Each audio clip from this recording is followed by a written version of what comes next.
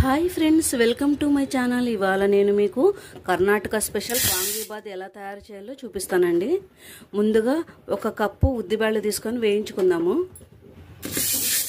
ఉద్దిబేళ్లు వేగినాయండి, ఒక ప్లేట్లోకి తీసేసుకుందాము. అదే కప్పుతోటి శనగబేళ్లు కూడా తీసుకుందాము, ఇవి కూడా వేయించుకుందాము. శనగబేళ్లు వేగినాయండి, ఒక ప్లేట్లోకి తీసేసుకుందాము. నేను తీసుకున్న క్వాంటిటీకి ఈ కొబ్బరి సరిపోతుందండి. ఎండు కొబ్బరి తురిమి వేసుకుందాము. స్పూన్ ధనియాలు వేసుకున్నాను. ఒక స్పూన్ జీలకర్ర వేసుకోవాలి. ఒక 10 వరకు మిరియాలు తీసుకుంటున్నాను. లవంగాలు ఒక 5 వేసుకుంటున్నాను. చెక్క వేసుకున్నాను. వీటిని దూరగా వేయించుకోవాలి, సిమ్లో పెట్టుకొని. చివరిగా ఒట్టిమిర్చి వేసుకుందాము. మసాలాలన్నీ వేగినాక మిక్సీకి వేసుకుందాము.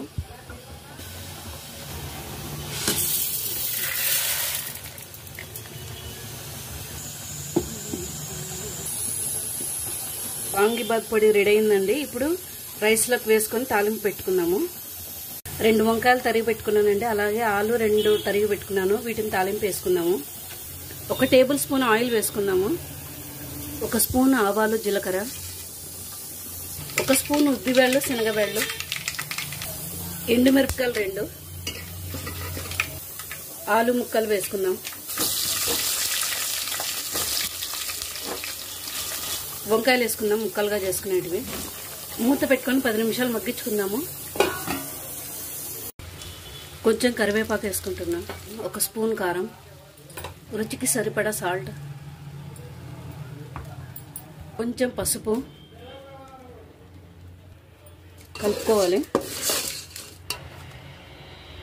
రైస్ వేసుకున్నాక వాంగీబాత్ పొడి వేసుకొని కలుపుకుందామండి.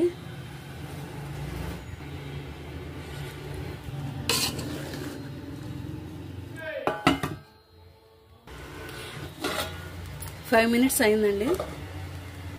1 నిమ్మకాయ పిండుకుందామండి. కొంచెం కొత్తిమీర జల్లుకుందాం.